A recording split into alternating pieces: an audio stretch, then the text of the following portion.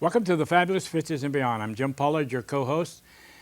October is also Women in Business Month, and it's one of the things that we want to talk about today. Our daughter is a single woman in business now, and there are a lot of women out there who would love to be in business. We talk to them. In fact, some of the statistics that I've read about women in business are just astronomical. And so today we're going to talk about women in business. If you're a woman out there who wants to be in business, you pay close attention. We're going to talk about how you can get some funding, how you can get help to get into business. So you stay tuned and we'll be right back. And he'd say, go with what you got. Start from where you are. Give it your best shot. Keep reaching for that star. Get in the race. Keep your own pace. Keep moving and never stop. Just go. Go with what you got. Welcome back. I'm Jim Pollard, your co-host with my wife, Jeanetta. Today, as we said, we're going to be talking about women in business. Our guests today are Kathy Guyette, who is owner of Flamingo Row, one of the, what we call it, an upscale, unique restaurant in the Paducah area. I think it is, and I like it. And also Norma Reed Pruitt, who works at the PAD office, and she's in charge of ways to help women get into business. Is that a good way to explain that? That's a good way to say it. We're glad to have you all with us today. Thank you. And I think one of the things, first things we can talk about is what PAD is and how it can help people in the local area. PAD stands for the Purchase Area Development District. We are a multi-county agency. We take in 8 counties of the purchase area from Kentucky Lakes all west until we meet the Ohio and the Mississippi rivers. We work with the economics, the social, community development needs of the purchase area. My board of directors is made up of the judge executives and the mayors of our counties and city entities, as well as other citizen members. So their focus that they have are the focuses that we have, things that affect our community, our residents, the people of this area. We are an extension of their staff, basically. So we provide whatever kinds of needs that seems to be wanted in the purchase area.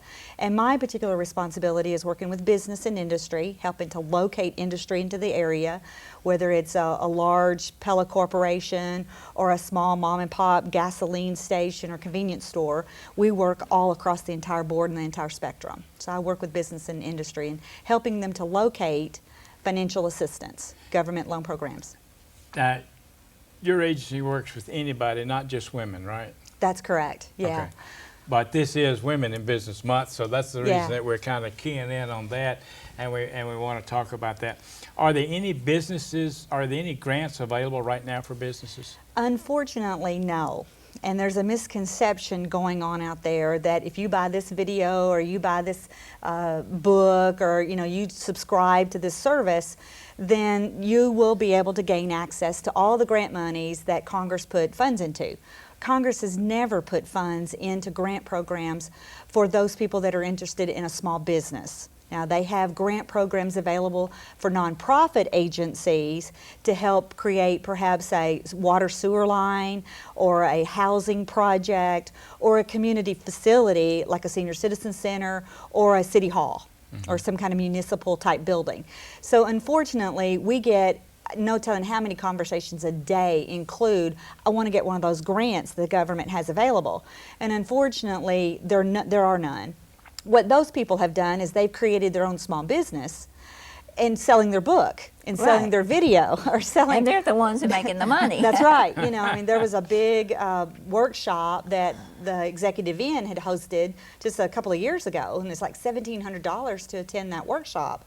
And at the end of the workshop, people really didn't get anything that led them to grant money. They got a book that led them to us or other nonprofit agencies that provide financial assistance, but they're low interest loans. They're not grants. They must be repaid. Well, and there's a lot of difference. Big difference. But low interest loans can help sometimes too. They do help, yes sir. Yeah, because I know that they can be very helpful too.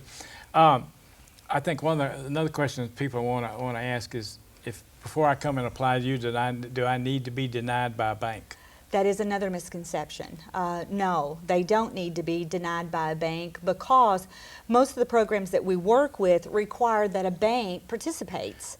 There's usually three components. You've got the owner's cash injection, you have bank participation, usually at a 50% level, and then you have the government programs that are available to pick up the gap, to pick up the loss. Let me ask a question. This goes back a lot of years. And I know if you went for an SBA loan at some point, you did have to be denied by a bank, didn't you, for Small Business Administration loan? Right, and at some point in the past, the SBA loaned directly to clients. Right. And what they've really done now is they've evolved themselves to where they don't work individually with all the clients.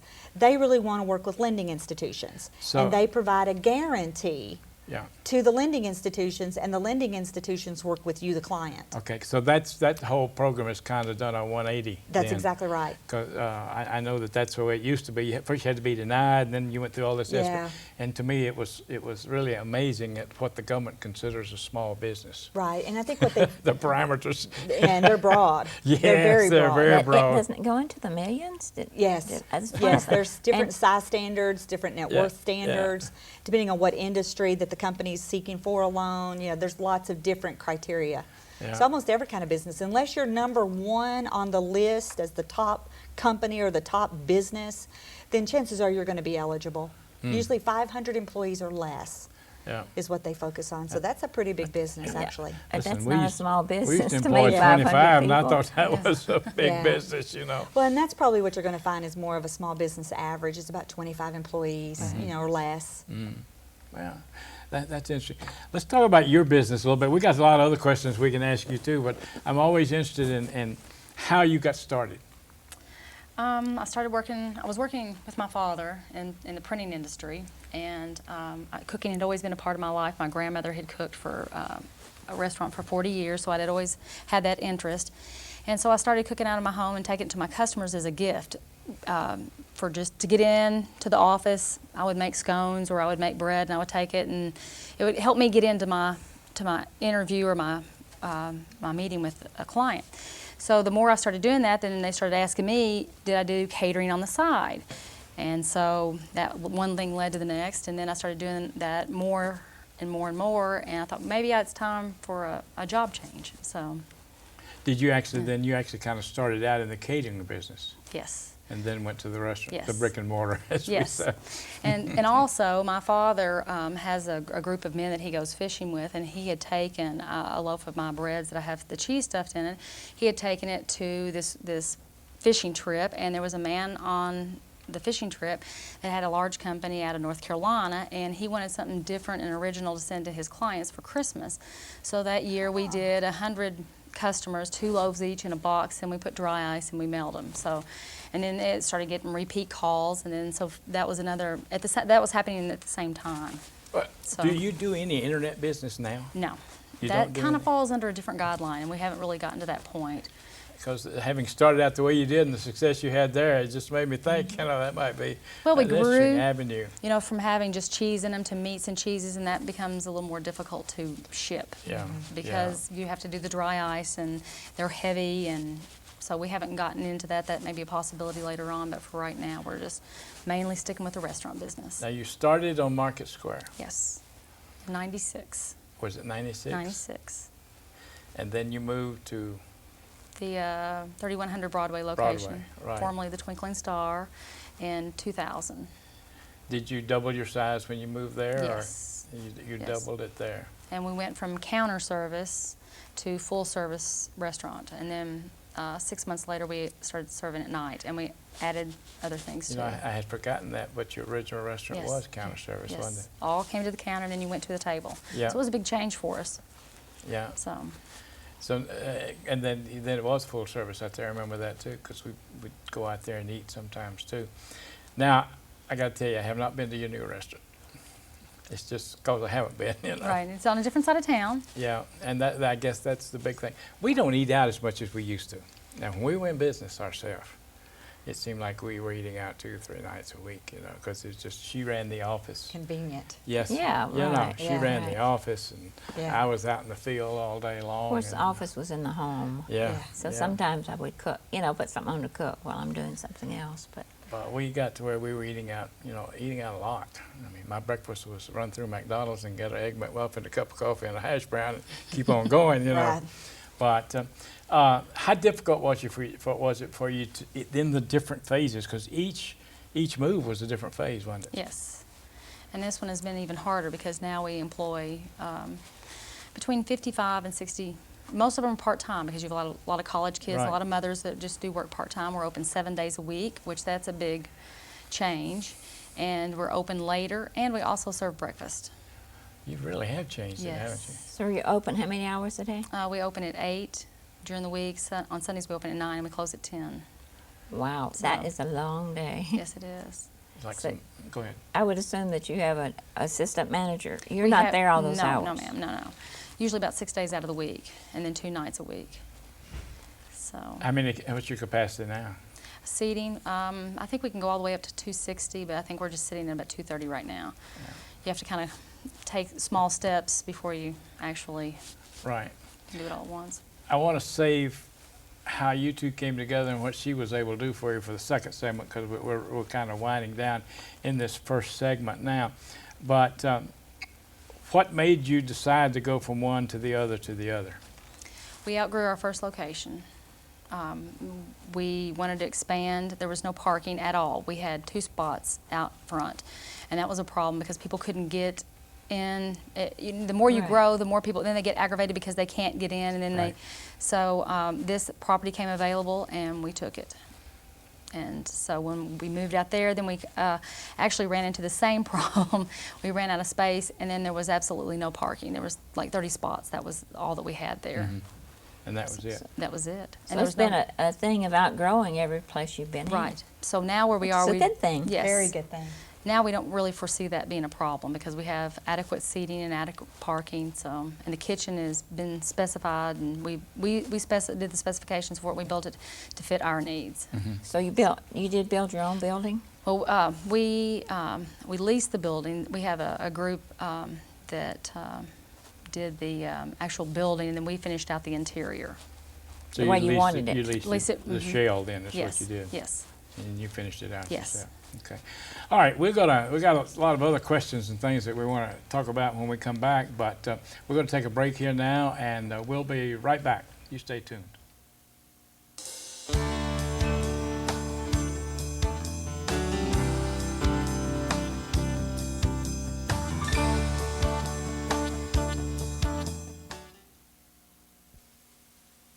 We didn't have much to give them. So when they showed up, firing them mean looks around the place and staring us down on prices, well, I was angry.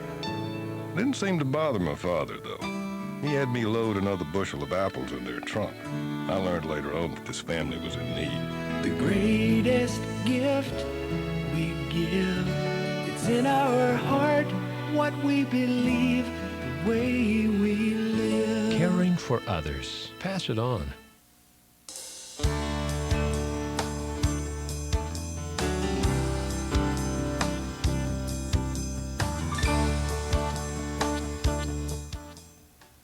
Welcome back. I'm Jim Pollard, your co-host, with my wife Jeanetta, and our guests today are Kathy Guyette and Norma Reed Pruitt. Kathy owns the Flamingo Row here in Paducah, and we're talking about women in business and how that some of the pitfalls, we want to talk about some of the pitfalls that women have to overcome, because I know there are some that being a woman in business you have to kind of overcome that seems like men aren't faced with today. But then the laws have changed and things have changed to where it's a whole lot easier today, I guess, than it has been in the past. I bet it's a whole lot easier today than it was when you first started, isn't it? Well, that's kind of hard because I've grown from being smaller, and now it's different. They're bigger problems, so it's Yeah. it's just a little different. But it's Bigger Different obst- and bigger different problems. Yes, they're bigger obstacles, so it's kind of hard for me to compare. Yeah, yeah. Did you have her assistance or government assistance when you first started?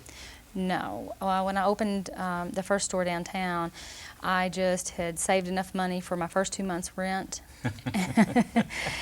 and had saved enough for the small amount of equipment that I needed, and then I just added it as I needed and took out a really small loan, like $5,000. Yeah. So, because I didn't want to lose a lot if it wasn't not going to work out. Right. So, It's always interesting to us to hear how people started, but I love reading success stories, and I love reading how other people start. But one of the things that I've done in the past is I've been a professional speaker, a motivational speaker, and talk to people and encourage people on how they want to get in, if they want to get in business, some of the things they need to do. I encourage young people today to get in real estate business. You know, if you can take a little and get your first one and then add on, I mean, what better way to start than let somebody else buy your business for you? Right. And but you got to be handy, and there's a lot. I tell them there's a lot of things you got to be able to work. You got to put up with dealing with people. You have to deal with yes, people every day. You know, that's another From- thing about the restaurant business. From all ends, from the front to the delivery people absolutely. to every end. And you know, you got to have a heart to be in business. I mean, you got to have a heart for the business have to a be in love business. for it. Yeah. Yeah. The passion. Yeah, because it's not, if you're so used to working for somebody else 40 hours a week, forget it. It ain't there. That's right. That's right. It's around the Go clock. ahead, honey. Okay, if I wanted to go in business, how would I finance my business? Well, there's a couple of ways that you can finance your business. Okay. Your own personal money that you can put into that. Right. And then it may only take you so far, as Kathy said, and then you may have to then try to acquire a business loan in your local bank, your credit union, your family members. And a lot of people use credit cards, and we really strongly advise against using credit cards. Because the interest rate is Oh, just they get so totally awful. maxed out, and then before you know it, you're playing that game of the credit card game, which really will just dig you deeper into a hole. But there are other resources that are available, and it's the government programs. And again, there's no grants that are available for small businesses, but there are lower interest loan programs. And it's a matter of trying to find those resources. And one of the best websites that folks can go to is the SBA website, which is the www.sba.gov. And that website can give you a lot of information, tutorials. It can then lead you to the places in each state in the nation, and eventually then to our organization in West Kentucky. And we can then sit down with you and talk to you about what your needs are, where do you want to go from here, what do you anticipate being the growth, the cash flow, how much can you support as far as the debt that you need to borrow to finance your business, and then we just go through that process. So there are a number of government programs that we manage that are available. We consider ourselves, managing the entire menu of financial programs. Let me ask you a question. Are there any training or programs available for people in business? Well, yes, and I'm glad you asked that question because we have started, basically we were asked to take over the SCORE program. The SCORE program is acronym for the Service Corps of Retired Executives. And that's kind of gotten a little, a misnomer there, is that they're not all retired people. They're not all elderly people. Now, there's quite a few of them that have retired, but they're still very young, Right. and they are interested in giving back and helping to train people and teach people, mentor people. And so we have begun managing that program since I think maybe 2004. It basically got to the point here in Paducah that it was deteriorating because of the age and the lack of enthusiasm in the program. So the SCORE representatives that were here in Paducah contacted us and asked us to set up a satellite office in Mayfield-Grace County, which is where my office is located in Mayfield, which is the center of the purchase area. And so we did that, and our program really outgrew more so than what we even anticipated and expected. But we have a number of counselors that are on the roster that can then go and talk to clients or mentor them, provide training, provide education, do workshops, those kind of things. So there is some available, but it's kind of tailored to what each specific person needs. So we're trying to expand that as much as we can. Okay, I'm going to date myself again. And this may come through a different agency, but are there such things as OJT programs now? Well, there is, as a matter of fact. That stands for on-the-job training. But what that really is an employer program that reimburses an employer for an employee. Yeah, see, that's the reason I asked that, because like if she wanted to train a cook, she might can find an OJT program available. That was, I ran a job bank Okay. for several years. Our office manages that now. And one of the things that we did to get government grants was we looked for, it was a nonprofit organization, as you talked about, but we would go to like an auto repair shop. And we were working with ex-offenders, and we said, we've got this guy here that's kind of a decent mechanic, but he needs a job. He said, I can't afford him. I said, well, can you afford half of his wages? Right. If we can get him his tools. And he'd say, well, yeah. So then we would go to the, I don't know what they call them now, but we would go to to one agency and get him half his money paid through OJT, go to another agency and get him his tools. And then this employer was happy to take this guy for half wages with his implements and his tools. Right. And we were out going to get a grant. We were in Florida, and we were sitting around the table trying to get governor's discretionary funds. And we were discussing some of this different stuff. And one of the guys on the committee, he says, I want to say something. He said, your agency is the only one that is really creating jobs. That's what the money was for, was to create jobs. Right. He said, all these other people are just trying to supplement what's that. He said, you're putting everything together and really creating a job. And so those things are still, there's some of those That still is available. available in my office. There's other staff that work on that, and now that's through the Workforce Investment Board. Okay. And that incorporates also the penny route area and the purchase area, and they come together to create that program. And there's staff on board at the office that actually goes out and recruits companies, or if companies find out about our programs, then they will contact that staff. They'll go down through a skills list and leads to certain codes and classification and how many hours that person should be at least trained to begin that process. And then so much money is then allocated for that training period. Well, the reason I brought it, because there may be somebody sitting there who needs some help in an auto repair shop or something like that. Sure. And, and I know that there are women that run record services and auto repair shops today too. Right, absolutely. If this is available, then they may not know it's available. That's true. That's true. And so, and I think that's important that we let them know the different things that are available out there. Well, and our office is in partnership with the Department for Employment Services. And so when there is an employee that, goes in to sign up for benefits, then they're made aware that those programs are available. And I guess we really kind of, rely on that employee to go to that new employer and say, hey, I found out about this reimbursement program, this training program, and if you would hire me, I may be eligible for that, and so much of my salary will be paid for during a training period. And we always encourage the people that we were trying to get jobs for, said take any job to begin with, because it's a whole lot easier to get a job when you got a job. That's exactly right. That's exactly right. Yeah, it's a whole lot. Go ahead. What kind of money, interest would you be talking about? If somebody wanted a small business loan from you, what type of interest do you charge? Interest rate. The programs are set up to be basically under the market rates of what you would get from a lending institution. And what we do is we look at which one of the programs best serves that client's needs and what they want. Some programs don't allow for real estate purchases. Some programs don't allow for just working capital and inventory purchases. So we really have to define what program. And then once we determine that, then we start looking at what the requirements of that program allows us to look at. Basically, our office covers costs. There's not a profit-driven motive. Our office's focus is to create jobs and to help the communities grow, increase the tax base of that community's small businesses, and that's really basically our only focus. But the program that we mostly use is considered the SBA 504 program. And those interest rates are determined at the time of the sale of the debentures. So the market will determine what those rates are. When people who are interested in government-backed bonds, they want to buy into that bond market, they set the rates based on how many millions of dollars that are selling that one particular month.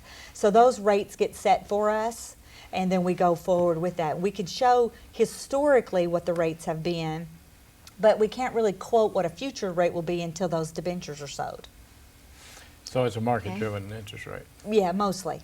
Yes. Yeah, yeah. Some of the programs are covering, like I said, cost. Probably when a bank is loaning at 8%, we're probably in a 6.5% and a 7% range. So it's generally a point or two under what a bank rate would be. And so that we're not considered in competition with lending institutions, then we usually work in conjunction with their financing in the project so that we're the gap filler. Oh, okay. And then once the interest rate is set, then it's going to be a fixed interest rate for the life of the loan. Okay, well, that's good. Yeah, because- so at least that's a Right, fixed right. expense that client, that small They business know. knows Knows that that's what's not ever coming. going to change. And when Right. the bank's rates, they're likely to change. They might Right. fix them on a 3-year, Yeah. note, but generally not much more than that, Yeah. especially when the market and everything is all shifting. Kathy, how difficult was it for you to get financing? It was very difficult because I didn't have a lot of cash to put into my project, so that made it very difficult. You know, it's kind of like I was talking about doing professional speaking. We've said the same thing about banks that we used to say about agencies, speakers agencies. When you're struggling and you really need them, they don't want you. But then when you get successful, they want everything you got. They can court you. They sure do. Yeah, when you're a speaker out there guaranteeing $12,000 a speech, they want you on their staff. You know, they want you on their list. And so, do you think it was much more difficult being a woman? I don't really know. I don't know. I mean, with my situation, I'd been a single mom, and I didn't really have a lot of extra funds to put back into savings and save.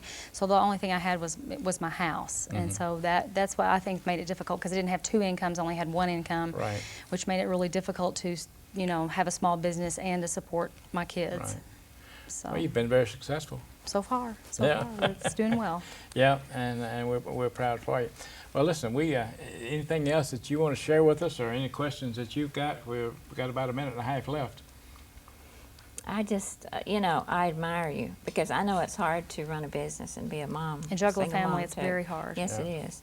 Our daughter just took over a coffee shop down on Market Square. Just right down the road from where you used to be. Right. Yes. Yeah, she is. Yeah, she just took over that, and And she's apprehensive. Not about being successful, but just the load. It you know. is. It's hard. You know, it's the load. It's to not find about being a successful. good balance. It's very It's the hard. load, It's very you know. hard It is. because it requires a lot of hours. And she to told make it somebody the other successful. day she wasn't married. They said, "You are now." Right. business. Your business. Well, go ahead. It's just difficult, It is. Yeah. Oh no, our daughter's very dynamic. We're not worried about her being successful. It's just the load that she's If got you to ha- carry for a while, you know. And if you have that the desire and the Yeah. passion, you will make it work. You'll Yeah. find the balance. Yeah. Well, we appreciate y'all being with us today, and Thank we you. think that we've been able to give the audience some good information, and tell them that you can do it, you Yes, know. you can. And if you just have that desire and that heart and that drive, that you can do it. And we want to encourage you to be back next week. We'll have another interesting show for you. We'll be talking about things that are going on in the area, services that are available, and things that you can do. Remember, our website is www.thefabulous50s.net. Jeanetta, give our Our address. P.O. Box is P.O. Box 7, Bowes, Kentucky 42027. Use it or lose it.